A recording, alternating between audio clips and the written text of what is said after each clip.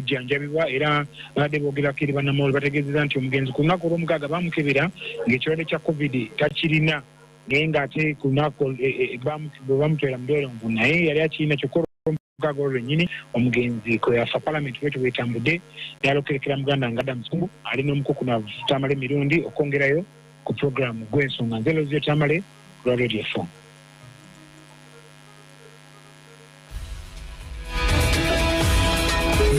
Parliament ne Lozio Tamale mu programu Gwensonga. Kikumi musatu katonyeza satu Radio 4 ensonsozi ne kikumi katonyeza musanvu Radio 7 radio yabayijukuru bomukama kabalega Adam Kungu gegange a media consultant omukuku na Tamale mirundi mutabani wa Mole namatovu ne Yowana mirundi bwetuba buli Mande mu studios amazokuberanga atwegatako wali wanokiriza askwakula museko tuberenga tugena maso mwami Tamale sobola musako bantu musibye mutyano banafe abatuuliriza njagala okubeebaza okutugoberera n'okutuwuliriza tulina large following fe Katonda atuyambye ne twogera ensi neewulira abantu bagamba ngambo omuganda tayagala mazima nembaga muganda teri atayagala mazima omuganda bwe bamupekera mukazi we nti afudde akuba ebitanda by'eddwaliro omuganda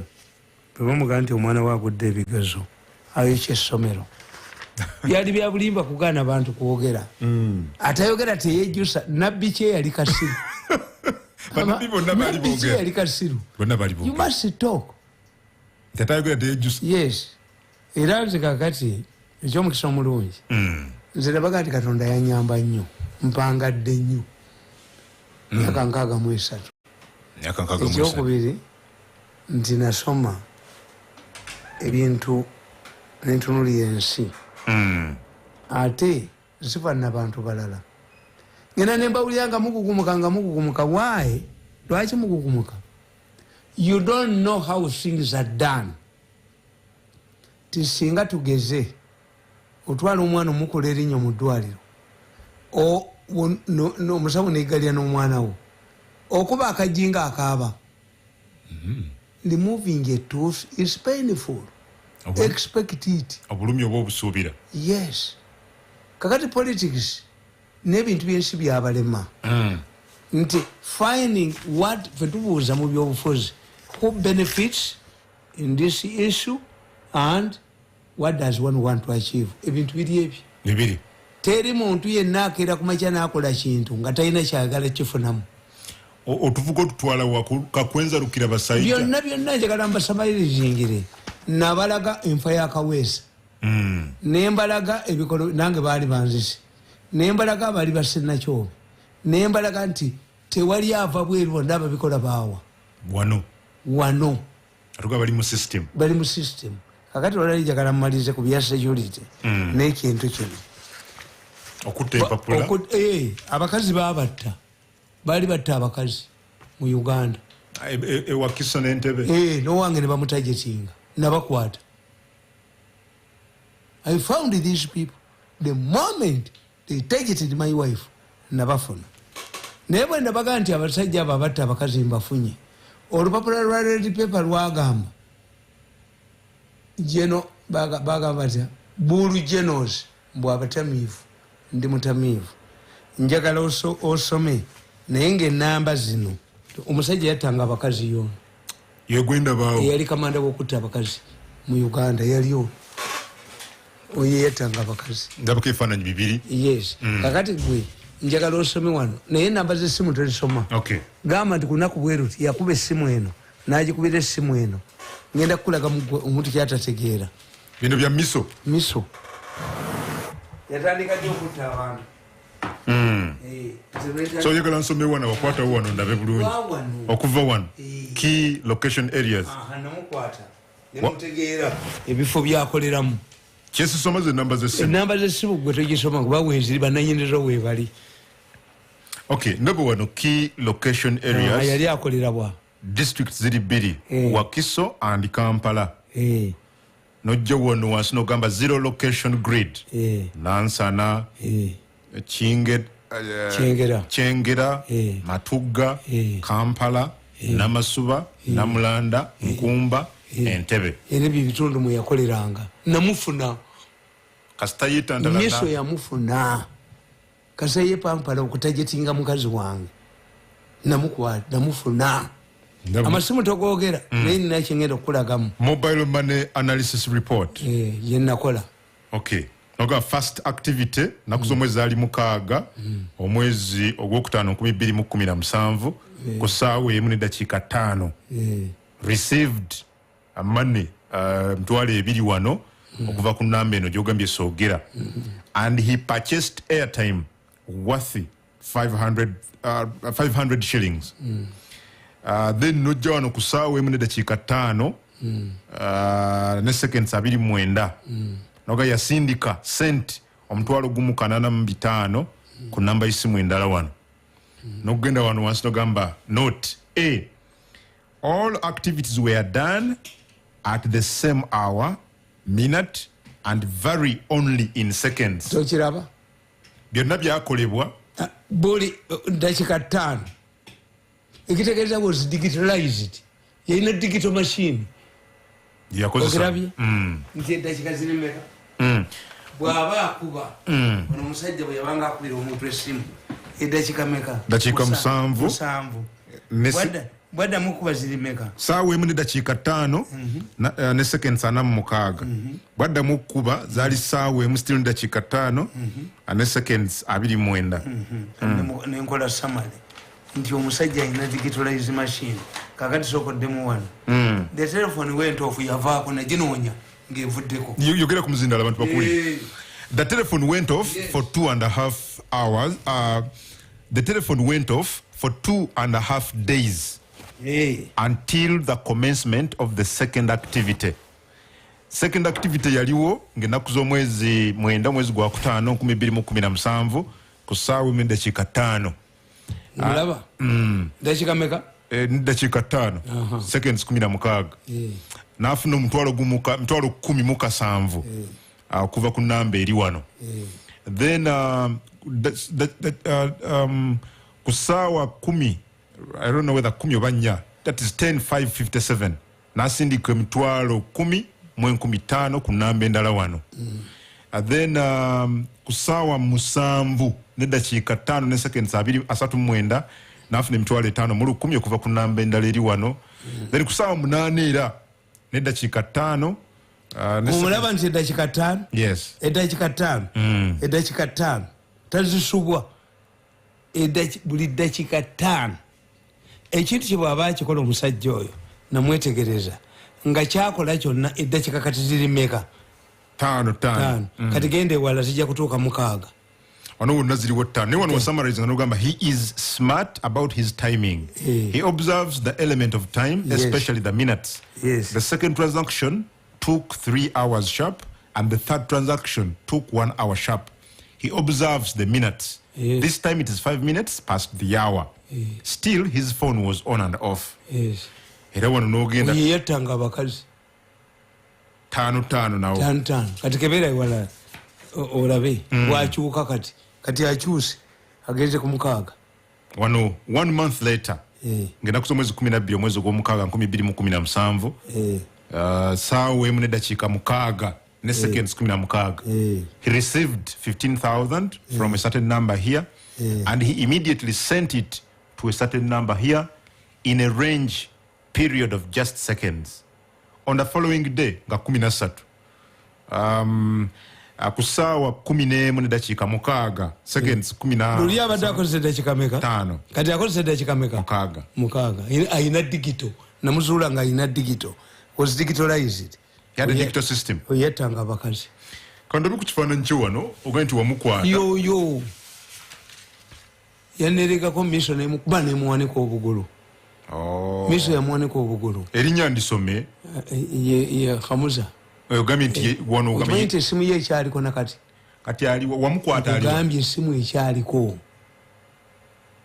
essimu ye ekyaliko baabakwatira entebe nga balinako ne ssente bw'okiba amanda naye nga balina miliyoni 7 balina ne saako anti yepankira ku wange wekola ekintu kimu ataaka my family members airitaliye bw'oba tonnannumba nze tebinkwatako temungulangako bakolera security nerumba ewange ewaka security temunoonya yeriwa babiina ebyo abasecurity babiina abasecurity babiina the man is legal kati gende walala edakika mukaaga kutubadde kati genda ku dakika endala bweyongere wano n'obikkula n'ogenda ngenda kuzomwezi 25 omwezi ogw'omusanvu 2017 ku ssaawa 12:7 ne seconds 15 yagula airtime wa 5 era n'akola similar purchase ku ssaawa 2 n'eddakiika 7 ayinamu ne airtime owa siringi 5 nga yamugjawa kati oyingidde oziraba nti kati minati gyakoleko ya 7 5 6 katuli ku 7 katali ku 7 byonna digitalized intelligence officer bwakola iwe obuzaavu obuzaavu omuntu omukoba n'omanya halomarks ziri ki and I can explain why.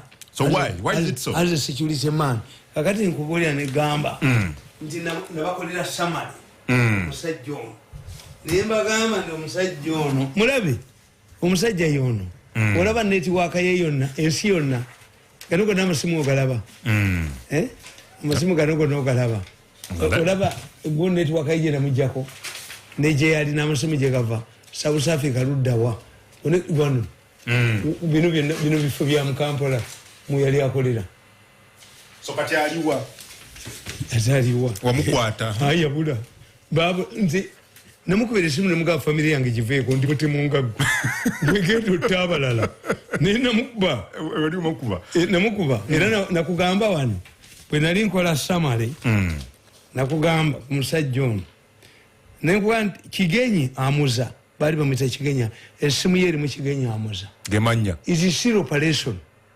registered in his name registered evamu neddamu anti omanye ebyuma byange ne bwojjamu esimu kadi enkadde n'oteekamu empya ene ripooti nga nti nze nzize mu kifo kyeri siri mwangu ne bweba esimu egikwese n'ogiteekawa ebyuma byange bikukwata yes so ne wensula line endezega gundi yenze the Chigenyamuza is just a member in a well designed auto electronic system. The system is built on an auto fixed minute multifunction. Buli dakika agikola era singa otuuse waliwo yatuuka mu dakika 10 okimanya ekyo mu dakika 10 waliwo endabyamu mu dakika ng'ayingidde 7 n'ayingira 8 n'ayingira 9 dakiika message ene yali eyina gyeraga yali egenda wa nenkugamba namba 2 each member balina gurupu yaabwe balina ne saako nga balina ne sente mu kibiina ekibiina gundi balina sente mu banka y'abazungu kwaliko miliyoni za $7 naye ate bannange benabuulira abasekirite baziyoolawo nze tebampanako noviiramu awo nze naviiramu awo nabakolera donke waka nenkugamba each member in the matrix tukiyita matrix kitegeeza nti mulina gurupu mwe mukolera matrix akakundi kamu each member in the matrix is likely to have a specific duty buli omu alina omulimu gwe gwakola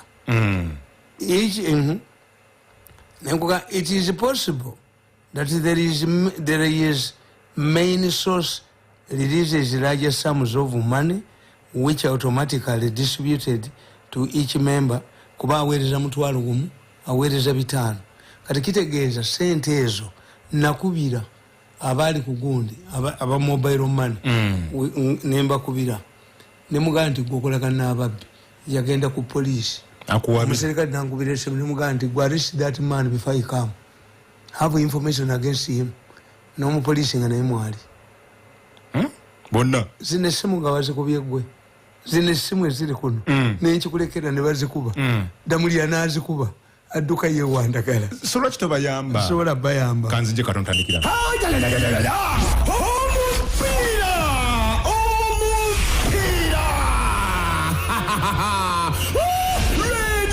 ensususi ekulotedde omupiira ogw'emirembe n'okubeera obumu tosuba ttiimu Museveni nga binkana ne ttiimu y'abatembeeyi ate ttiimu NRM yakuzanye ne ttiimu y'ababodaboda olwo ttiimu Muhoozi yakuttuuka n'abageto youths temuleka y'amakodere engoma vuvuzera fenna buli omu nga wagira ttiimu ye bino byonna byakubanga 19 mwezi ogwokubiri 2022 bali ku kisaawe kya Ntinda Primary School ebyokulya n'ebyokunywa byakusindisa ligere tusiba obugizi b'enjawulo Honorable Kiwanda Suubi Vice Chairman wa NRM Buganda Honorable Chofetogabe Kabuye Minister Omubesi owa Kampala Senior Advisor omukenkufu Tamale Mirundi ne President w'abantu Basajja Mivule Bwadde n'ensolo nkambwe bino byonna bikutusibwako Radio 4 103.3 Fama ensunsuzi ne Bella Marketing and Promotion Agency tosuma omupiira ogw'emirembe n'okubeera obumu nebitegekebwa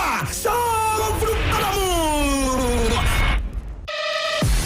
ASAC Financial Services bakuleetedde pichipichi kuloni kati jangu weefunire pichipichi ku kibanja mpola olw'obwavu tukuleetedde pichipichi ebika byonna TVS bajaji CC125 ne bajaji CC10 Hero Hunter ku looni saako n'amafuta nga ga looni tolima kukola nga weekwasa nti tolina mafuta jangugo wa kampuni owa budabuda nawe yakuwa jamu w'ekibuga ne buli mutuusa kinnoomu tukukolako osobola okufuna pichipichi eno mu wiiki nga kuliko comprehensive insurance biwetaga bino okumanya kuba ku simu eno 0750 beba ASAC Financial Services. Tandika omwaka ne My Airtel 4G smartphone onyumirwa data w'obwerere wa GBM namba okumala omwezi ne bonus wa data obutundutundu 10 ku buli 10 buli mwezi okumala emyezi 3 baba ejjayo bbeeyo kusenya emitwalo 25 zokka ng'ofunirako data wa bwerere okumala emyezi 3 aweza emitwalo 86 y'ebbeeyi y'essimu 4G phone ebeesibira mitwalo 16,35 zokka. Airtel, the smartphone network. Tandika omwaka ne My Airtel 4G smartphone onyumirwa data w'obwerere wa GBM namba okumala omwezi ne bonus wa data obutundutundu 10 ku buli 10 buli mwezi okumala emyezi 3 baba ejjayo ebbeeyo kusenya emitwalo 25 zokka ng'ofunirako data wa bwerere okumala emyezi 3 aweza emitwalo 86,35 y'ebbeeyi y'essimu 4G phone ebeesibira mitwalo 16,35 zokka. Airtel, the smartphone network. Monday. Yeesh.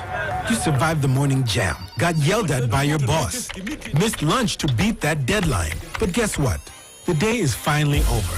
Time to reward yourself for surviving the hardest day of the week.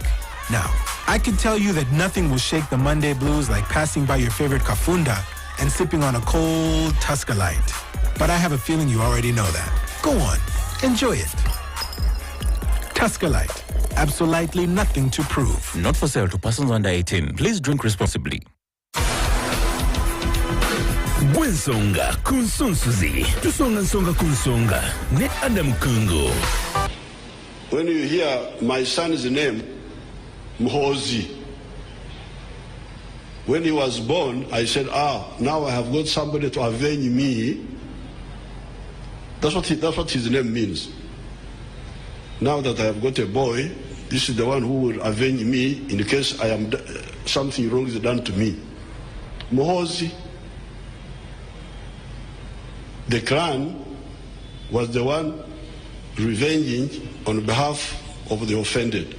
When you 13 katonyeza 3 Radio 4 ensonso nze Adam Kungu program Gwensonga kwetulinjagala kujjukiza mikwano jo abatugobere aba MTN baganti funa thank you points 15 ku buli asiringi 10 tuwokozesa okujjayo sente ewa Momo agent of Neda chika ezobwerere free SMS ne free MBs wamu ne free Momo pay shopping. Pilsner lager nabo bakutegeza mugana wange nti akaddenga kano ino okunyumirwa ka Pilsner genda bugenzi ku mukutu ogwa www.partycentral.ug oba okube ku namba ya 0800 277 bakuleetera Pilsner awo woli mu ddiiro lyo ngambye Pilsner kasange mu ddiiro lyo okuba bukubi namba ya 0700 277 00 oba ogende ku mukutu gwa www.partycentral.ug babirenga bakolerako ddala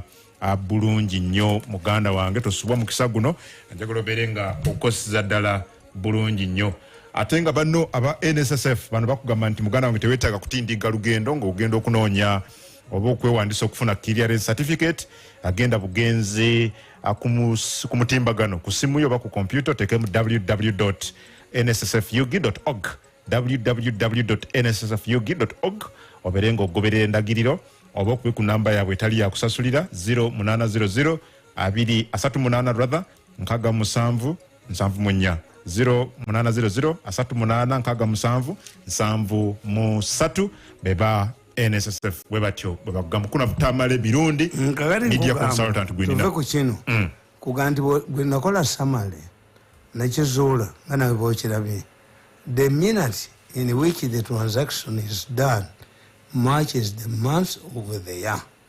Transactions in June happened on the 6th minute, July 7th minute, August 8th minute, and September 9th minute. Tochirabi?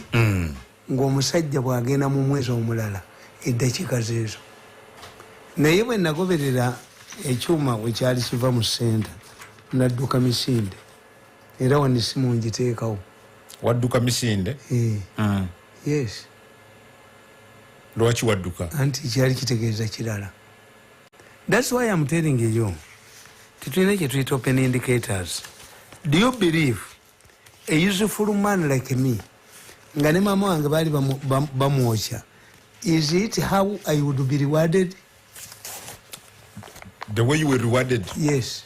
Myaka after 13 years in State House? 14 years. 14. Kitegeeza mu gavumenti ya Museveni akolera Museveni agobwamu. This is a uniqueness. Akolera Museveni akubwa n'avaamu. Museveni ye Katonda atasobola kulwanira muntu we. This is the uniqueness of Museveni's government. Akolekerera abalabe. That's why for us we decided to get out of government. If I did not get out of government, I would have been dead long time ago. Nabagamba nti muleme kulowooza nti bambega tebakola. Naye ne mbagamba nti embwa a hunting dog. Once you say hunting a dog coming back at your legs, then you know the hunting dog has spotted a leopard or a python. Embwa teyigango.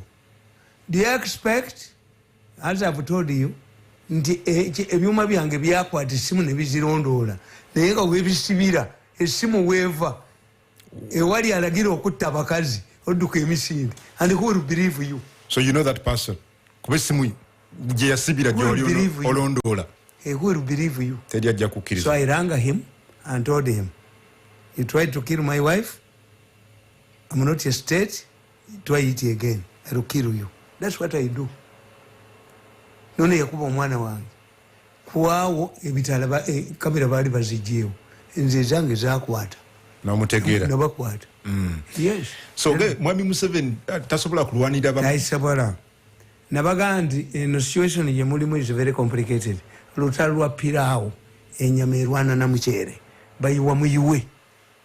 Togenda kufunayo intelligence officer however much trained he is to give Museveni an actual report. Nabuuza omuserikale wange ejjo ne muganda naye akyogerako si yakireeta.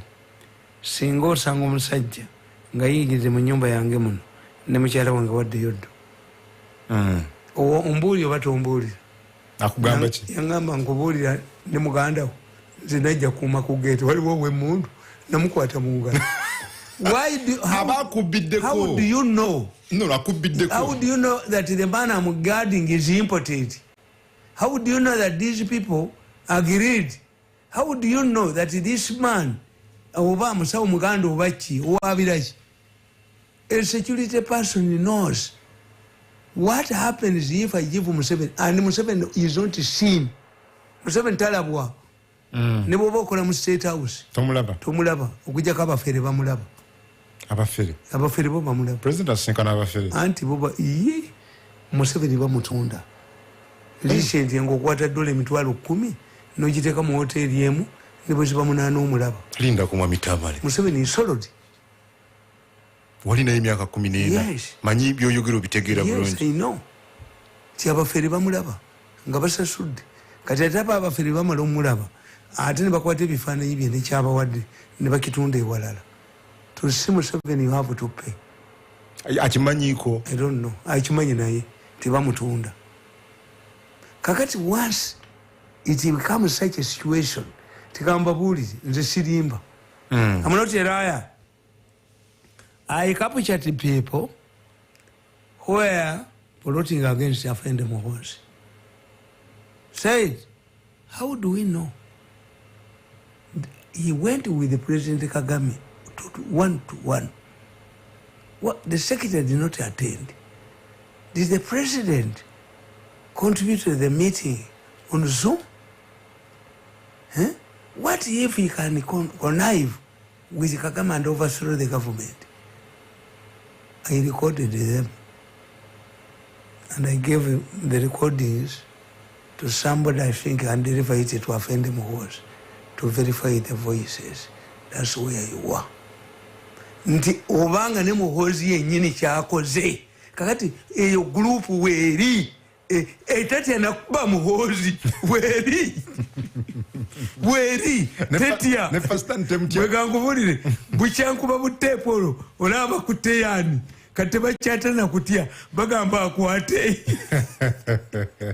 they are immune because they know abukube bebamanyi bwe bali batta abantu wano because this matter is very sensitive nga battira abantu bwe bali battira abantu nga batunda organs nga mbukuba obutambi obwaba organs abasajja ba ICC bankubira essimu do you have a government in Uganda? Yes. Have those people ever asked you to explain these allegations? No. Because they are immune. Are we wali challenge mu mitano? Yes.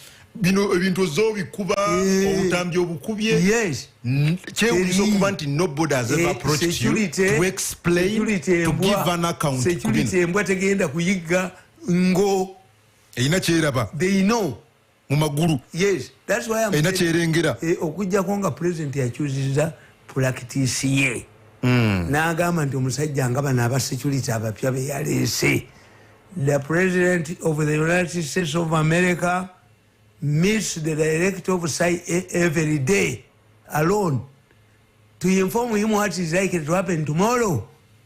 Naye Museveni waiso nakola report najise wanakalimba najidokitolinga ngokufuna appointment ayita wanalweso bwabagenda omulaba bonna ne bayikamu talina kyajja kufuna izirake Museveni izirake man katonda ya mukuma kubanga nze nalabye abasajja abo tyoba bamuplaningira Muhoozi mu gavumenti ya kitaawe uyo avuddeyo agenti alikola ki mu gavumenti ya kitaawo nabaga nti abe nali mu mbeewuunya abaana b'omukazi ow'empeta batya mu kidaala batya okuzanyira mu lujja nti oweenaale mutasobola kwambala tishaati ye n'agiyisa mu kibuga nze nzekka nze njambala mulizambalira wa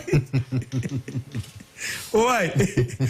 Abaana b'omukazi ow'empeta eggaali za Museveni ne UPC gye baali bakyaye ennyo hero bicycle zizaaliwo nga tokubalale nga tewali wa UPC eggaali za Museveni hero bicycle ndoza bazikyusa kala ziriruddawo ali yali agirabyeko naye Mwamitamale bw'onnyonnyola bino ogamba nti abasajja bavunaanyizibwa mu kunoonyereza bwe banoonyereza bagezi waliwo balaga naye be banoonyerezaako b'amaanyi eno gye tugenze tewasoboka ne bakomaawo and two n'akibuulira ani I can tell the president but I have not seen the president beteekamu president bw'aba ayogera n'abantu ne bagamba nti Kaweesi yaleka recorded tape he left the recorded tape ngerimu ki ennyonnyola why was killed ne baana ne bagamba nti Kaweesi bamutta ku Friday ng'alaba president ku Tuesday olwoza investigations eziriyo tebazimanyi. What will happen, what I know, is that people who commit atrocities and murders are arrested after their governments have fallen. Bajja kubakwata. Je bujja bajja kubakwata. Bujja kulaba abasajja balina files. Tugamba nti Kaweesi yali agenda kusingana president ku Lwokubiri, yes, ku Lwokutaano natibwa ekiringa kiraga nti ono eyakikola yalina prior information bamugana okulaba Museveni West Nile sajja naga nti banangaze wano simulabi. What happened? Kubanze mbatule ne mbagamba politics ono gwe babazanya wakika kya waggulu nnyo nabagande mu byofuzi tulina kye tuyita deception kitegeeza nkuzanyirako nolowooza tikyenkola kyekyo nga nkola kirala. Ekyokubiri ekikuba gavumenti tukiyita reverse psychology olina okuba nga oli mugezi nnyo okutegeera reverse psychology, not everybody ategeera reverse psychology. Reverse psychology, Bwanika says, I want to negotiate with the government to release our people, noble people, who are in prison. First of all, to negotiate with the government, you must know their number. You must know the number of what? Of negotiating. The government officials you're going to negotiate. It means this man has a list. Oh, you must know the number of the detained people. Yes, and where they are, and whether they are alive. 2, why do you negotiate? Are there no avenues? 1, if I'm a criminal, arraign me before court. Ntwale mu court. Constitution Uganda iragire sawa meka. Anamunana. 2, if I have not been taken to court, there is also another option of the commission. In Jabati, we sonyiwa. Gondi baba sonyiwa, abayekere bakwatira ekasese bakutte bakiba basonyi. Nalaba ne sajja eribinga ligereze mu parliament. Mbu kasadi ya bulyanga president yagamba. Nti abali Kongo mweyanjule nga bukyali obuliro gujja. Nti batu contact nze we are nga kagala kubba sente. Commission bagawe sente. Singa tokubuuza obayina. Kakati when you don't analyze Bwanika, the government believes that Bwanika is on their side. No. Bwanika is confirming that you have people detained illegally. Lwaki omwana omusazi w'ensawo bw'akugamba muzeeyi sente zo zigwa n'okwatayo ategeera okola ki? Olina. Exact and win money after money with Airtel Money. 1.5 billion shillings in cash prizes up for grabs. My name is Suga Morris. I'm an Airtel Money agent. I'm from Chibuli here. That's where I operate from. I won 2 million shillings. This is great, guys. Go for this. This is for real. The more you transact, the higher your chances of winning. Borderless. Gwensonga Kunsunsuzi. Tusonga Nsonga Kunsonga. Ne Adam Kungo. Powered by Success Motors. Walk in, drive out. Because kati tukyabyogera nnyo nti ate si nsonga.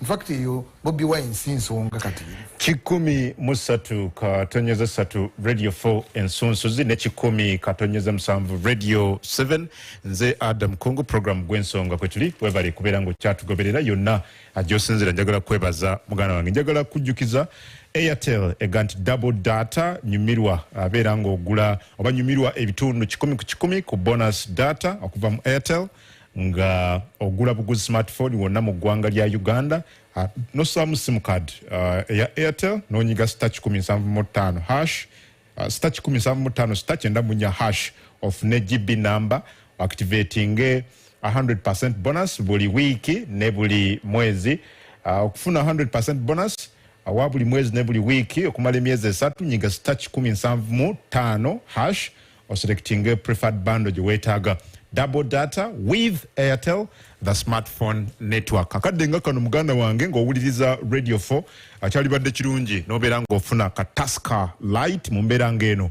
Okimanyi Tusker Light yasinga okuba ne refreshing test n'olwekyo kanoonyo okwetoola eggwanga lyonna mu nnyumba mw'oli osobola okukuba bukuyi ku namba y'essimu eno ne bakakuleetera awo oba n'ogenda ku mutimbagano www.partycentral.ug oba n'okuba ku 0800 277 00 0800 277 000 oberenga bakakuleetera wenyini ka Tusker Light onywedde kende jukira nti nywa netunywe n'obuvunanyizibwa ne omwenge tegutundibwa eri abaana abantu abali wasu emyaka 18 mwami Joseph Tamale mirundi gwendino kitegedde nti omukazi sayinza kujja nagamba ng'ajja akaaba ndi mukazi wo wegendi afudde ng'olina omukazi omwo noga afiiriddewa oba weewaddeyo oba government would just come and say Mr. Bwanika, we don't have prisoners who are not charged, therefore you cannot negotiate crime. So Bwanika ba provoking into admitting nti balina abantu abali illegally. Okay, mwami Tamale confined kakati ekyo kimu ekyokubiri olina okukitegeera nti bakikoze ddi. President Museveni mbabuuza ne mbagamba tisinga bakuyise okubeera omugenyi omukulu ku fundraising y'essomero Bukedde nakuba mu mawulire ng'omukolo gwankya nti bagadde bakufulumiza mu nnyumba nga tosasula rent. Uli omukolo okugendako.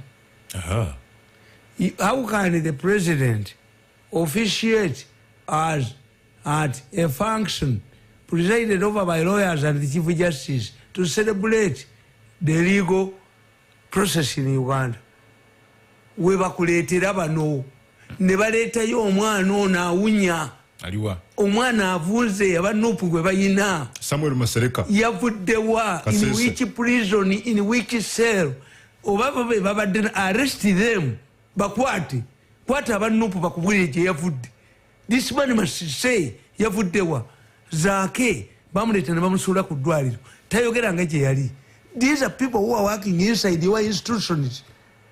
Tibamutereka basobola nokwata omuntu ne bamukuba ne bamuvunza ne bamutereka ne baga tuli mujjayo okuswaliza Museveni mu wiiki y'amateeka New Year law. Yes.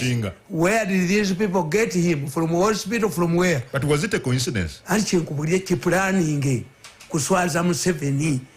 As you celebrate the rule of law, wunya. Twalabye ne Kakwenza Rukira Basayi. Twamulabye ayina enkwagulo. Ati wulira enkwagulo aziraze ze mu kooti. Bwe bamukwata ne bamutwala ewaabwe tewali enkwagulo. Omanyi nti basobola abo abaana abo ku magezi ge bayina to embarrass government kuba they are concentrating on Muhoozi. Nti olaba Muhoozi tayina kulwa. Bw'omukwata kolaba kye bakola. So it is intended. And the government has kept quiet. Tetujja bakolera mwatugoba ne tugenda. Who think? Well, government officials kubanga mwe kyemutamanyi they are simply saying bote bakkiriziganya nga government they don't condone okutulugunya abantu. But again ona akugambadde mu mikono gya security. Security is quiet. Atubuuliribwa kuba ategeera where are you? Nono omwana bamujjeewa Masereka Samuel ne Zaake nababuuza ti oba Zaake yatolose butolosi. How can Zaake, those who were keeping Zaake, okay, Zaake was helped by a good Samaritan. He was unconscious. He was brought to hospital to recover. Let us assume that Zaake didn't know where he was. But the government must know where Zaake was because he was arrested after an attempt on the president in Western Nile, in Arua. So tell us the people who released Zaake illegally. Were they arrested? This is a charge of government. Zaake yali mu custody. What if Zaake wasn't lucky enough to be thrown at the hospital, the veranda, and we found his body floating in a wreck? What we begin ebiri munda? Yes. This is fetukugamba byobufuzi. Nti if we want to defeat a revolutionary, you force him to undo his earlier achievements. Museveni yalete mirembe, Museveni yalete mirembe, Museveni yalete mirembe is now contestable. Yalete mirembe. Nkatula babino. Yes. Who is doing it inside the government? Who is doing it? That's the question. Yes. Because gunosigwe gusose. Mu myaka gye 8 tubadde fenna. Gunosigwe gusose. President avayo n'agamba tubikkiriza and they keep on happening. Ani abikola? Abikola ina kigendererwa. Twali baana bato nga tetukirizibwa tukulwaliro tetusitama ku mmere naye twaddiranga ettaali zikidde tadobe olwaliro olukubye tadoba n'ositamako naye ng'era baba tebakulaba ettala bwe yayakanga ng'oddamu otuula. Who is doing it in Nigeria in Museveni's government? But has the president taken the initiative of even if and nkubulya mulimu abate luno lutalo lwa munju pirawo enyama erwana na muchere lutalo lwa pirawo naluwandika kodda ti pirawo bayiwa muyibwe toddamu nkugambe nti twayinako basi mpawa atalikaba mu myaka gy'ekinaana ng'eyola abantu ekiro ne bayiwa ku Nabunya ne tugaa tisinga baali baagala obbakwata time yayo n'obudde bweyira emirambo ku Nabunya yali emanyiddwa they would have stayed in Nabunya babalinda nga bazze okuyiwa emirambo which means it was state inspired violence kakati ne mu kino oyo gonde kuba bo tebamanyi NRM temanyi tibeerwana nabo they are not honest okwata omwana oyolikira basajja ne bamusalasala n'ejjirita they can do it to embarrass Muhoozi. If somebody can sit and contemplate how are we sure that when he talked to His Excellency President Kagame there were two? What if they decided to overthrow Museveni? Who are you? If Afene Muhoozi cannot be trusted ola kati oyo omuntu mutamivu mu bwongo, but we know in Equatorial Guinea in a chat I've sent him the recordings. Why? Kitegeeza kiri mu boda fete tuli safe. So General Muhoozi banga bakimuteekako abakwate anti abakwate this my concern abakwate because omwana oyo yatugambye nti baamukutte ne magalo ne basika omubiri guno ne magalo bibani nga bakikolera bwa cross the border ne Congo gye muli. Omanyi President Museveni ayina ebirungi bingi but Muhoozi yali kutteko ekimu. Museveni is a patient man. Guminkiriza. He was the snakes out of their holes. Tolooza nti abo Museveni tabamanyi ababikoze nakubya akatambi ku Saturday ng'omusajja aga nti ampise ngamba kino na kino we are naked.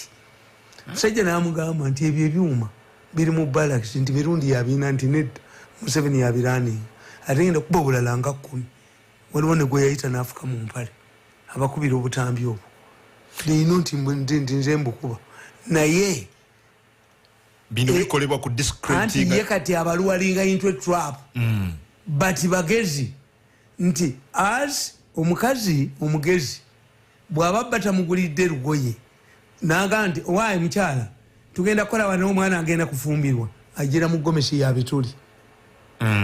He does not force you to embarrass you.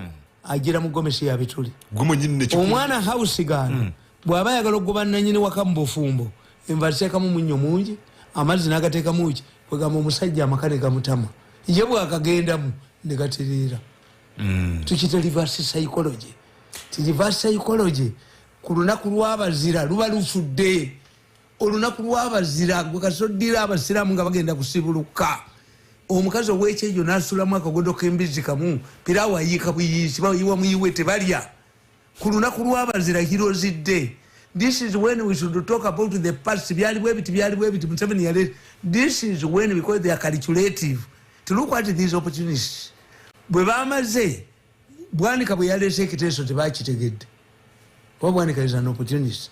Bwanika Museveni yamuwa bilioni 6 n'esemba eguya balunde embuzi enjeru esemba buli sente bazibba tewali mbuzi njeru. Bwanika be yes Bwanika badde yesimba kuba president lwaki has been sponsored wabadde wa sponsoring obuwumba tutu obwo by the time Ugandans will be used ku busirusiru yajje nga wamaanyi nnyo was a strategy.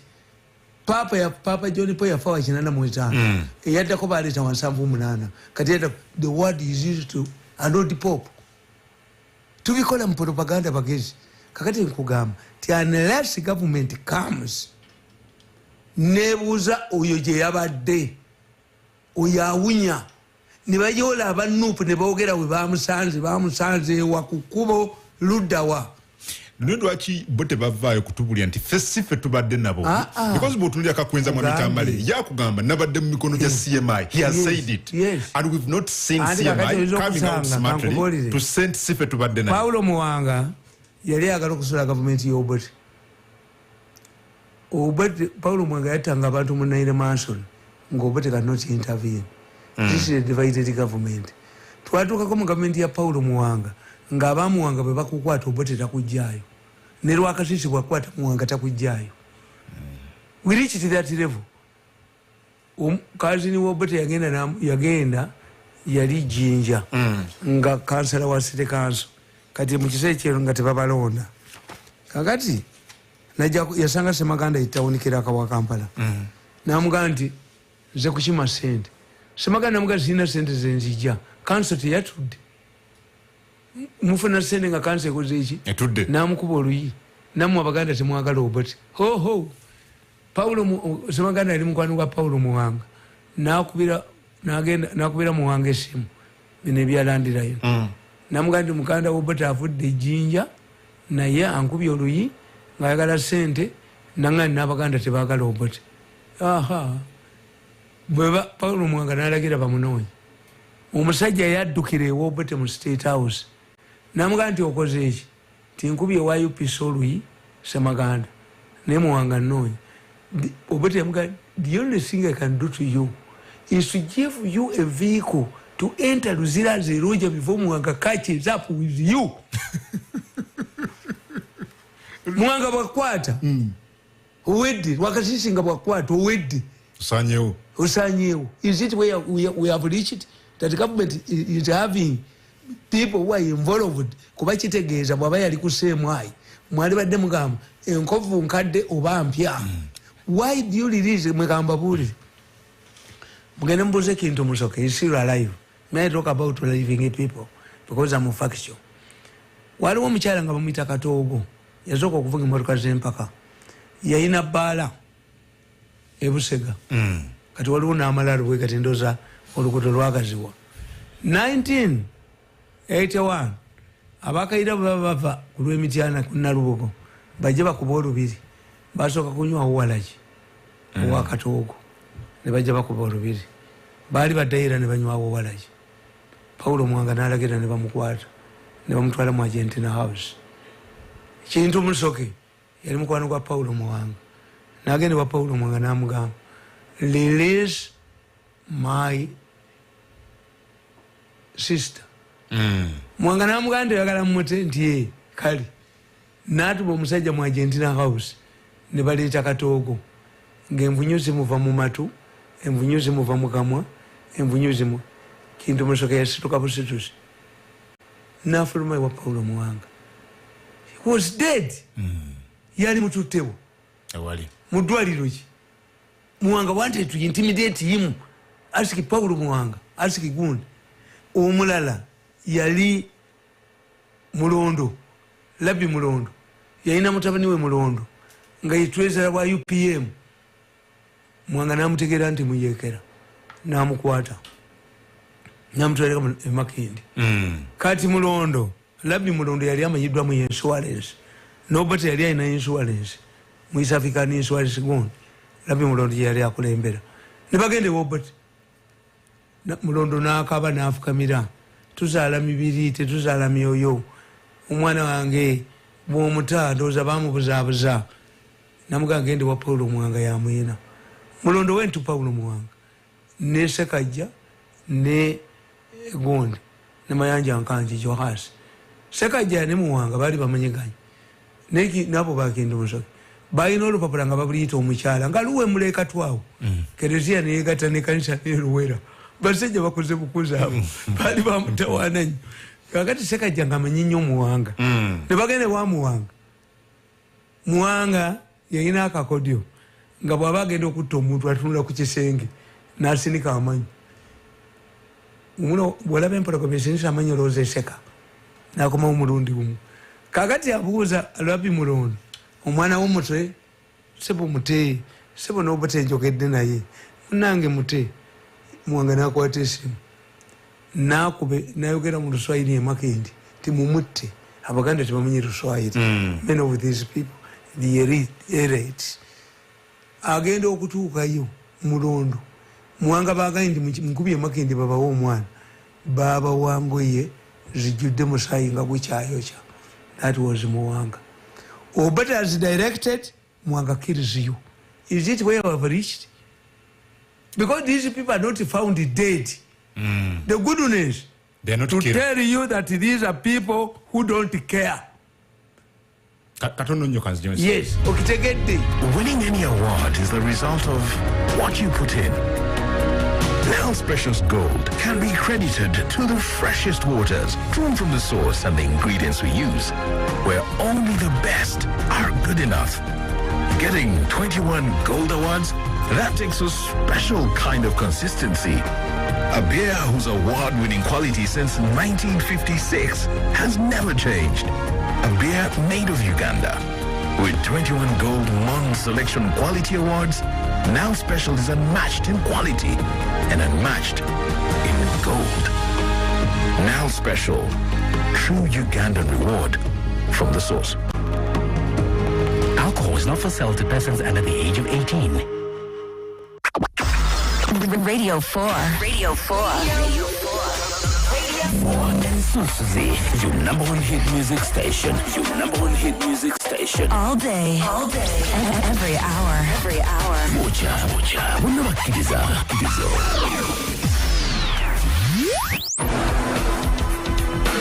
Gwensonga Kunsunsuzi. Tusonga nsonga kunsonga.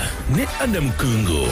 Powered by 103 katonyeze 3 n'ekikumi katonyeze 7 radio 4 ne radio 7 nze Adam Kungu program Gwensonga kwetuli omukuna Tamale Mirundi media consultant mutabani wa Mole Namatovu ne Yowana Mirundi gwetuli nga tugamba ebigambo ku nsonga ezenjawulo. So mwami Tamale what is the end point? Yampadde ku mafoto ogenda okulaba Mole.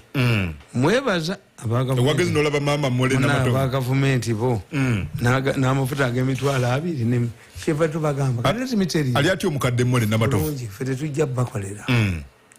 Let me tell you, newspapers, especially Bukede, have been awash with the stories of exhumations. Wano bajewe emirambo 10, wano bajewe emirambo 2. Kati twagala mutubuli. Who tips you to find these bodies? Ani abatemi yako. Nebo tunule ekifaananyi kya Bukede. Muleke kutulimba basajja mmwe. Abantu bannoluwulira nti poliisi eyingidde awo. Curiosity bajja kukikomera to find out. Owemutundwe nolaba omusajja wa Bukede nga kubye ekifaananyi ky'owemutundwe nga n'ennyumba ye bagiraga ng'ayimiriddeko tebagikuba negwa ku ttaka. So what are we doing now? So batulaga kuba ate mujjukire emirambo gye twazuula mu Uganda emingi ennyo nga giri dumped in Uganda. Security did not tell us. This cannot be a security lapse. What is it? Nze nkubuulira kati tutambula na mundu kubanga mwekitegeeza ti abakola ebintu ebyo mubamanyi is state inspired. If it is not state inspired, arrest them.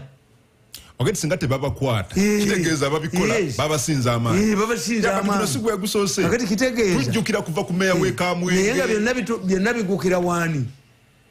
Tewali kye batajja kukola ku muhoozi. I want to tell you. The end result.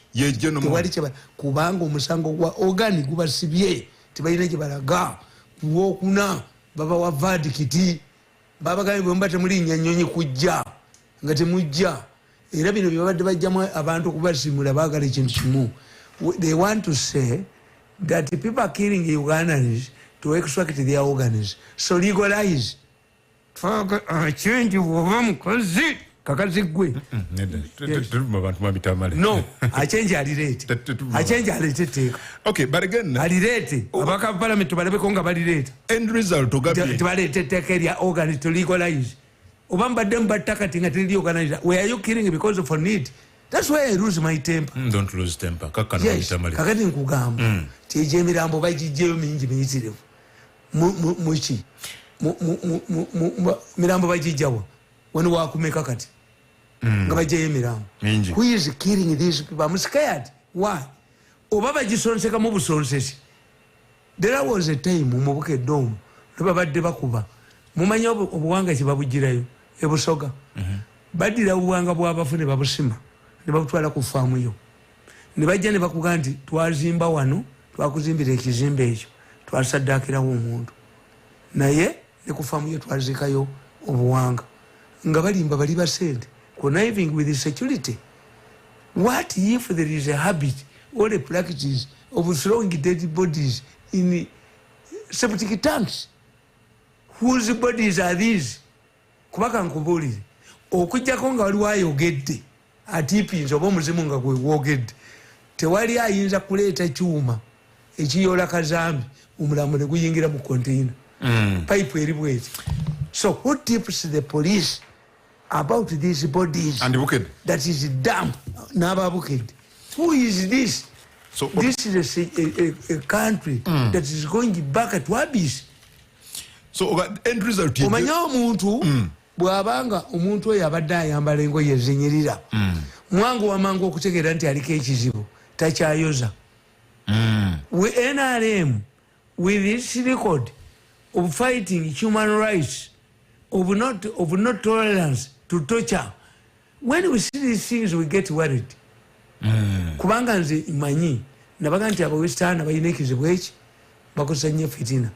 Dekayikula battle with tumukunde bajjanga abantu Narufenya omusajja nawanikira omukono mu kooti najjamu esaati nga bamweca ne paasi. A prisoner who is going to appear before court is treated. Nabaga nti President Museveni bakwata eyali minister Professor Newton Ejoko nemukwata nera kwena nadduka. Museveni directed them to buy a suit for him, a pair of shoes, and to clean his hair. Appearing in press conference. When we are fighting Kony, Museveni brought Kony's mother from northern Uganda. Namugunya nyumba emukono. Era mama Kony agambanga abaana banga ababiri waliwo abatabula nti Museveni ne Kony baana be. Where is this Museveni? A Museveni that is generous, or Museveni that does not want to hear? A Museveni who used to kill soldiers for raping women. What is this Museveni before he disappear? Before nange muabadoninga. Yes, I'm seeing another Museveni coming up. That people are tortured. And that this is not the Museveni. I knew. Omukambu omuzibu nti nosula omuntu awo kubanga n'abanuupu mbagamba nabo bayinza okuba lwaki baabanuupu be balonda abo lwaki tetunalabayo weenaaleemu ye gwe basuula bwe batyo fanaffe tebatwagala fakisoni ziri bbiri nze amuwared why am seeing my group gyempagira is losing an upper hand. NRM group eyange mu NRM gyempagira erabika eruzinze. It has lost the media battle. It has lost the media battle. Natulugunyizibwa leero, natulugunyizibwa enkya, omulala. Okimanyi kati mumanyi ekyokubiri nabagambi tulina reverse psychology.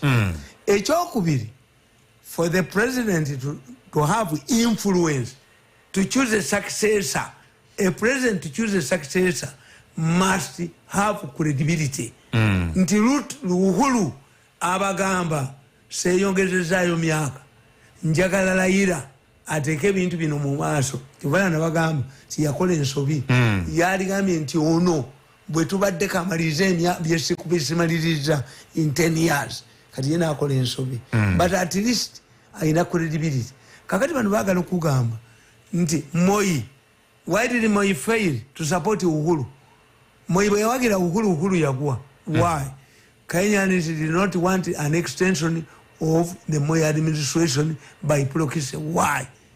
Mwe bali bagenda okulonda bajjayo tocha chambers ne bajja abantu be babunyabunyanga Kenya ne bakola ki nga to support KANU, to stand up and support KANU ngwina kuba musajja nnyo ngwelinga enanga ngwina kuba ng'enanga Fred Nanga omwogezi wa police oyo muzibu nnyo namugamba ina akatabo kagenda okufuna mu sente the real inside of my mind. Olaba enanga defending and defendable things nakadula maaso bwati nagejja musajja mugezi highly intelligent. Enanga is a highly intelligent man. I respect him. Afande Nanga nkutumiddeko sikulimba kakati nkugamba if we are talking about successory politics, they are creating an impression that the people will not support and Museveni anointed successor. It will be a continuation of suffering. kyekiriwo. And Museveni will not leave a legacy. Yalwanira bwerere. Bwaba byalwanirira nga bizzeewo nga si byamayinja nga bizzeewo, then he will not leave a legacy.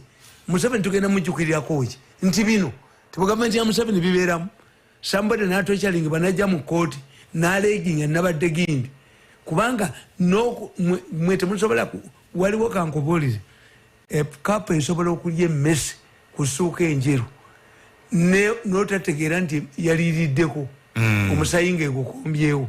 Why do you torture people if you know they are going to be presented to court? Presented to court. Why? And once you torture, it means you have killed the case, which means the torturers and those who are tortured belong to the same group.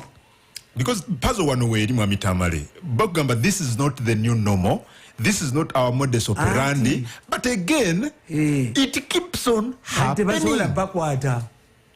Nti abasajja baamini batanga badde babasula ennamaavu abantu kye baakolanga waliwo abavuka babeeranga ennamaavu okubulya nti woonoonya wasaati ki timyufu nti okuguli wali nga basajja kye babeera nobody bothered.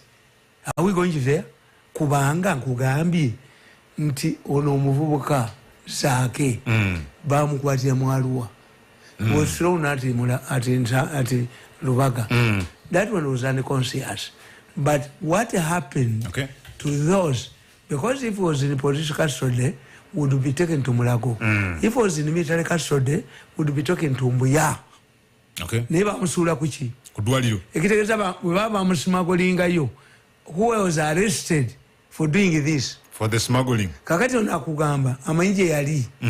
Nze kugamba, nti sinsobola ruling out. Nti ababikola banuvu mu majje mu gavumenti ngabali bayita banuvu bannaabwe jangu olabe jangu omunone watawerekedde mukamu nogenda kwenda otegera otya mu lwoji mwali muba mwenda mwenna. Yes, nupu ekola bino with the collaborators kyovala be calculated nti abanupu bekandaze bafulumye over human rights violations. Why didn't you withdraw from the elections? Because the violations were higher during the elections. Why did you disown Bwanika? Immediately said it, and you take the same position. Are you not going to come back? So, but it's a reverse psychology. Museveni bamuyingiddemu. Mulimu ekibinja ekiri mu gavumenti nga kya nuupu ekikola ebintu bino. Wabale, 13 katonyeza sat radio fensonsus ne 10 radio 7 pereza message yagala okutesa naffe katikati funa uwandika namba eno ntereko obubaka 0750 075 mukaga rather 0 emubiri 505 075 mukaga 0 emubiri 505 0756 012 505 mpama nyago nejo sinzide yagala okusoma katabo kano ne otugaye mu mitamale nti buli kimu kyonna ki ending up nga kiri wajeno Muhoozi ne Rugaba. Bigambo bino byali byamukulembeze simanyi biki kyoyogerako kuba nawulidde ngaga nti president ate kiki ulize bigambo bino. When you hear my son's name Muhoozi, when he was born I said now I have got somebody to avenge me. That's what his name means. Now that I have got a boy, this is the one who will avenge me in case I am something wrong is done to me. Muhoozi, the clan was the one revenging on behalf of the offended. Gwensonga kunsunsuzi tusonga nsonga kunsonga ne Adam Kungo. Oyo mukulembeze wa gwanga. Yes, you see, but what we're analyzing in which context? Watugamba wano. Listen to this. Yes. Watugamba wano nti kizibu nnyo okutegeera mwami Museveni. Era watuga nti yemu ku strength ze. Nti tebamutegeera. Nobody knows his future plans. Ndoza ayogera mu baloya. Oba mubalamuzi. Yabadde ku mukolo gw'abalamuzi. Yes, ng'agamba. The state, or if the state does not, then I revenge myself. I think that was the Sibirabanya. But obutafanana nga mmwe Baganda oba abaki abawesana balina amanya malungi nnyo nange ennaku ezo waliwo eyampa Luteera Basuma Mutatiina. Yakuwalinnya ki? Luteera Basuma Mutatiina. Nsajja atatya ate akubye. Babo balina amanya gaabwe nti Kayihura Enkuba yeraddu akayigula enkuba laddu amanya gaabwe nti kabaziguluka eyabuuka ebizibu byonna nalemerawo kabaziguluka akahonda kekasolo akali ebyuma akahonda. So their names are powerful names. Naffe twalina nkali ndi muzukulu wa nkali nva mu maaso twalina basajja ssubi twalina bazaafu gaziriddamu. Those were powerful names. Zake ziriddamu. Yes, those were war names. Kakati mwe mwabivaako muyinda posh names. Mirundi, what does Mirundi mean? Strong-legged. Nti you are invoked in danger, bravery. Ti eryato bwe liba ligenda tuve mu njako wanebwama omuggundu ne kuyuya eryato bumuva kiggundu. Kakati omuggundu bwe gujja libaga mukaze emirundi kino ekiseera kyakaza mirundi kyabunywe mukaze emirundi is strong. Kakati mwe mwakakweka kayine rugaba sikyasoose ne mu kitabo kimwe ekiri. I knew this name. Kayine rubaga means aliwolera eggwanga. Era president yakugamba ti mukyala we mama Janet yamubuuza nti lwaki gwogenda mu lutalo okulwana wekka okulwanyisa Amin. Namugamba nti ffenna bwe tunaagaana okulwana Amin ajja tutta atumalewo. There must be people among us who must sacrifice ourselves tugende Amin tumujjeko. Era I remember mukataba ako president nze baŋŋanuka nakabakyusiza mu Luganda simba akasiko ka kalidali. President agamba ti yamala emyezi 4 nga mu nyumba ye temuli masanyalaze nga talina sente zikagula. Naga nti era bwe yagasasula balubu neddako muhoozi yasitukanga akwate ku balubu ng'alabye ekipya mu family. Ate ffe mbyobufuzi batugamba always vote somebody who understand the situation you have. The reason why Museveni has pumped a lot of money population nemuzimu bako is what nti abalumirwa. Kakati luuku ogende mu katabo Museveni yakakola ebintu bibiri ne byewuunyisa. Kankubuuze singa osaaga omwana ewaka ewa muganda wo nga badde alina okgenda ku ssomero naye nga school fees eziriewo n'ozisasula n'atakwebaza, what do you believe? Bw'aba muwala alina olubuto bw'aba mulenzi ayagala kusoma. Museveni byaga nti baalaze egguddwawo n'ebiduula wawulirayo abasanyuka. Why? Kitegeeza byali byaggulwawo dda. Museveni bw'agambye ababoda nti mukole kafyu mujjeewo olabyewo ekibaddewo babadde bakola ekiro. Museveni kyakoze kyokka kimu nti babadde bakola naye nga basecurity be bakozesa boda ezo. Museveni bwekyagamba ti ababodaboda abakwatibwa mu misango gya covid mbadirize bodaboda zaabwe teziriko kugundi. But every boda you see at a police station means this man cannot pay for his loan, his family is starving. Who are you to defy? The head of state? Yes. But is he still in charge? Museveni does not have people who implementers everybody. Because you've given an order, you are the president, head of state. Yes. And what you have... The Minister of Internal Affairs would call immediately. The Minister of Internal Affairs will come and say, those who want to take their border okuja kaba ina charges bamukwatira. Museveni's directive is not implementable unless it is put in an instrument, a local instrument here law. Nti Museveni to pardon you, you must, he pardons you not to be charged. Museveni, President of Uganda, can pardon you not to serve a sentence, but not to be charged. Kakati kitegeeza nti ebiragiro byawa tebinaako ba implementers.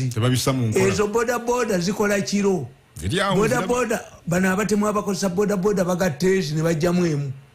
Amateeka gagamba nti ekizibiti ku poliisi kasimala emyezi 6 poliisi nga bazibba ziri waabwe zikola. Yes. Museveni tayina implementa mukambwe, and this is the time when he releases, and that's why he's bringing soldiers. Mubuli officers kubanga tugenze abantu bano bagenze baleetera gavumenti ekizibu ti gavumenti tukiyita sinking boat theory. The moment you accept an impression to be created that your government is falling, everybody runs away. So there is people don't take a responsibility. So that impression is there. Yes, people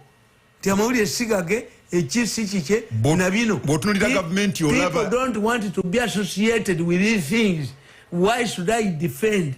Nemirundi laba nawo oli muzadde omwana oba mpajjene bamujjamu amanyo abasajja bano wagira baaki ekyamukuba ne kivaayo ne kyereka nti nze namukubye. We are supporting this government under samujjawo nasooka kwandika mujjewo nekyo nja kibattula ndekikuba nkyasa obutu. It is 8 p.m. The time check on Radio 4 is powered by Stanbic Bank. Stanbic Bank. It can be. Stanbic Bank is regulated by the Bank of Uganda, and customer deposits are protected by the Deposit Protection Fund.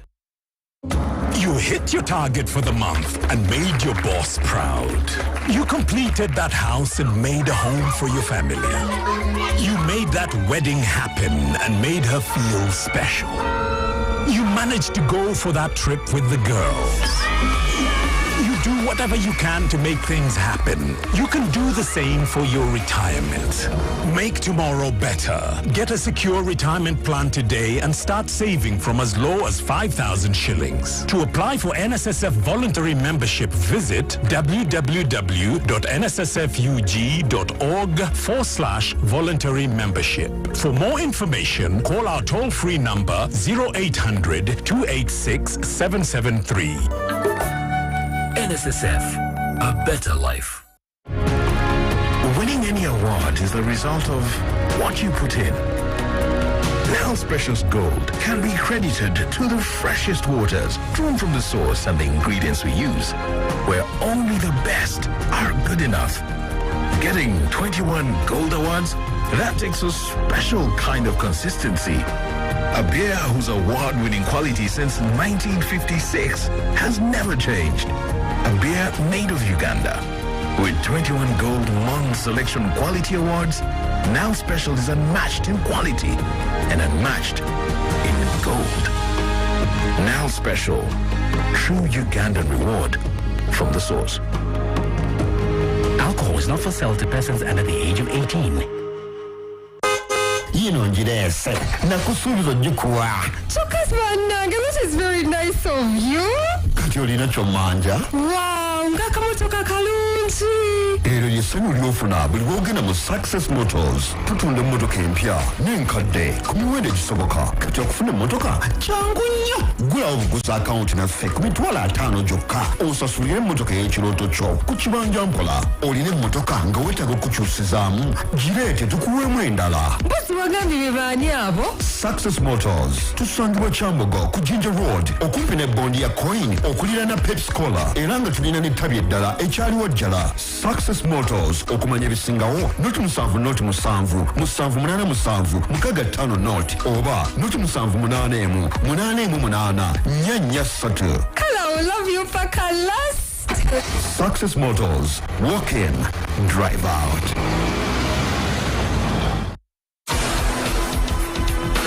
Gwensonga kunsunsuzi tusonga nsonga kunsonga ne Adam Kungo.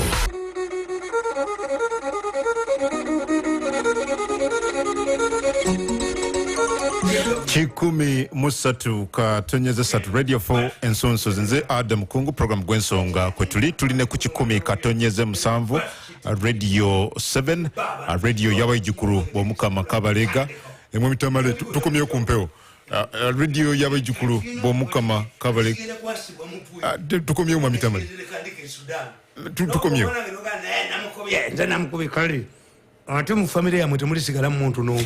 Kale njagala mpereza message ku 0756 ate gwe ali mu kuwuliriza mugana wange gendo noonye Kataska Light ku kaseera nga kano osobola okubeera ng'onyumirwa kanoonye mu dduuka wonna oba akola order ja Taska Light bamukuleetera awo www.patecentral.ug oba obeere ng'okuba ku namba ya 0800 277 000 0800277000 funeka Tasker Light kaungezi nga kano berengo onyumirwa. Asak Financial Services bakuletera boda clone gendo jifune kati muganda wange anyiga 0750 anamunya 55 nkaga mukaga 0750 anamunya 55 nkaga mukaga oberenga ofuna boda clone process etwale banga tono nnyo naku satu nga picha ovulumula omukuna vutamale mirundi gwendi naye wano amtawuni wa mole na matofu nayo wana mirundi it becomes a time when you cannot defend. Okay. We are advised, unlike lawyers defend for the sake of defending. Why? A lawyer can go to court to make a publicity. A lawyer can go to court to set a precedent. Kati abali bagoba bujinga abatedi abo musango bagusuddewo ne badduka abakubye pastor God obwenzi n'obusiya zikiriwe ekisinga amaanyi. Katonda tasanyanga wonsi ku bwenzi, Katonda yasanyawo obusiyazi. We have had pastors allegedly accused of homosexuality. Did the government confiscate their church? No. They were given a time to be exonerated by courts of law. Ogwa the government yaguvuddemu. Kati namawulira agessanyu kulu byafulumye. Afulumye ekyegwanga? Kulu byafulumye bukedde. Kulu bya agenze galuga kulaba sale ne bamuleeta nga talinnya. Naawe kokirozeeko. Mulwanaganye ne kulu by'ebbanga ddene. Mu Baganda omwana omuwala bw'ayisa nnyina obubi, nnyina tamukuba, amusabira kuzaala. Kulu byakubye ensi eno, kulu byatwonoonye, kulu byayonoonye buli muntu yenna, naye ne Kaabusenga nze mbabanja miliyoni 10. Bava mu Bukedde nga tebazibawadde. Bajja kutunda byabwe. No, but Kaabusenga yavaayo mu Bukedde. Yes. Balina okutunda ebintu bya banku emyezi 6. Non-stop. Mulalu bayisenyera bamuke gumanyi kitegeeza. Mawulise bamuyise Kampala nti ki bakebere mutabani wa omutwe kulubya emyezi 6 n'onfuula amabugo. Kansome wan. Kulubya yowerupe. Akatabo kano bakayita how rupe ne Kaabusenga. That is not journalism, it's a mercenary journalism. Baba Sasudwa. Yes. Babali, how Mbabazi plotted his failed coup. Katabo. Okay. Akawandikibwa mwami Tamale mirundi wano. Okay, ndi mukusoma. Funa wandika rather kalina goberera. How Mbabazi plotted his failed coup. Kano kawandikibwa omukuna Tamale mirundi. Nzemba yamba ennaku z'omwezi zaali Mbabazi yankyawa. Kubanze nababuulira engeri Mbabazi yali abakubamu. Nono omukono yemmanye enkuba gy'abakubamu.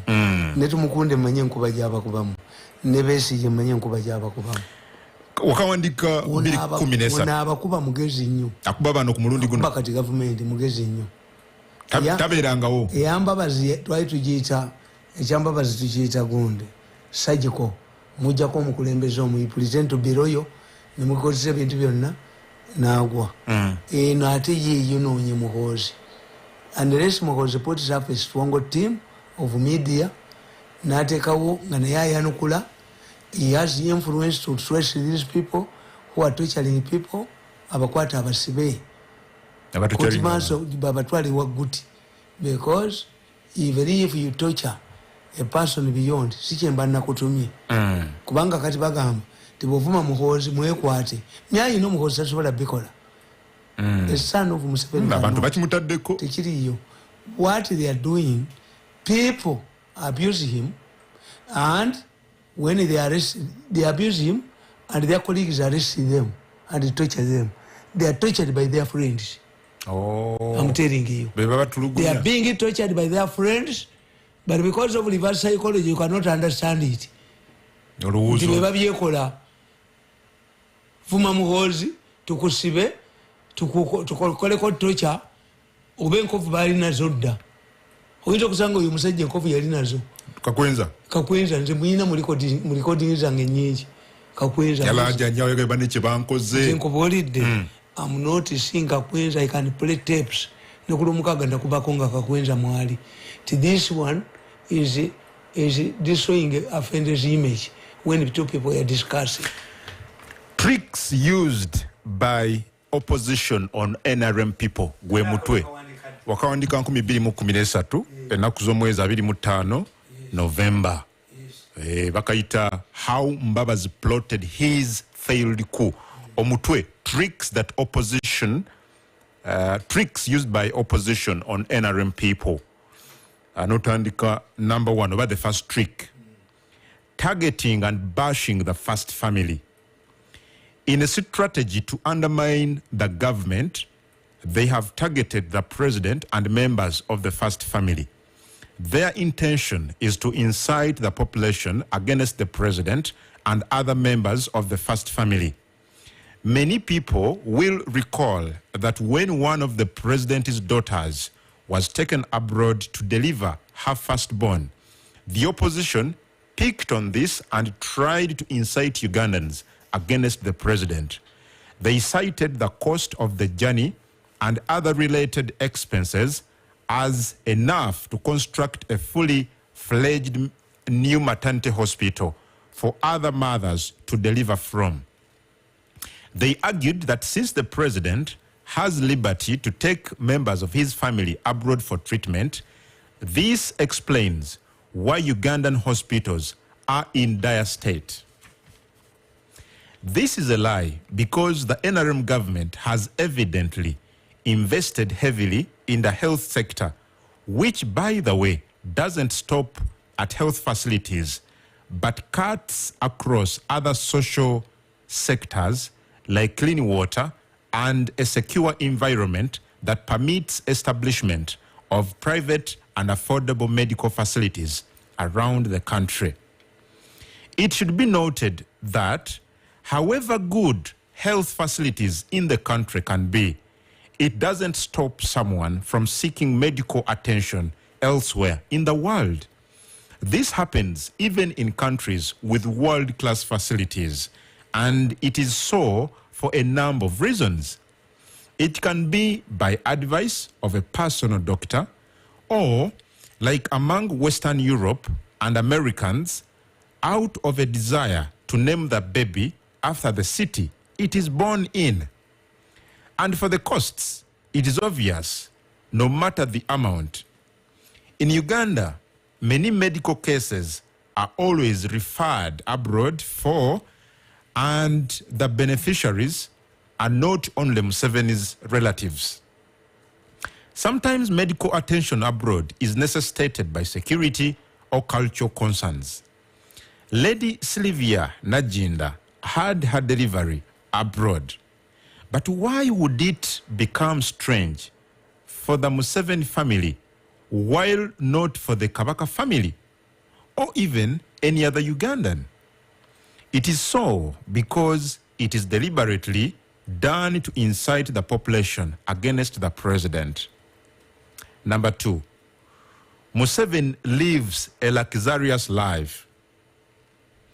When Uganda acquired a new presidential jet, the opposition took it up, accusing the president of extravagancy. However, the president did not invade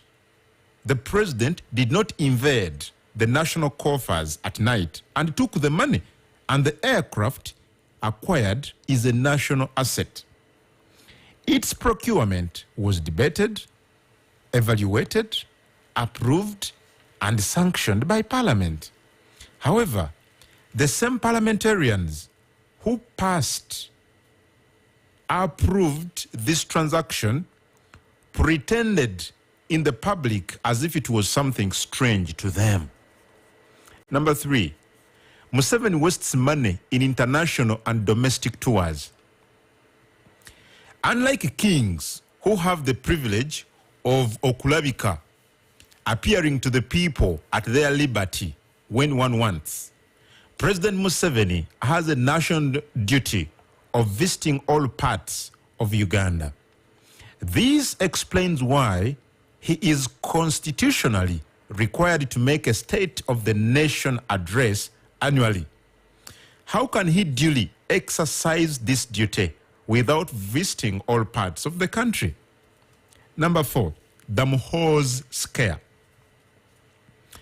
When UPDF went to Congo and defeated both Konyi and ADF, those who had invested in these criminal groups turned their anger and frustration on the then Lieutenant Colonel Muhoozi in order to undermine the mission.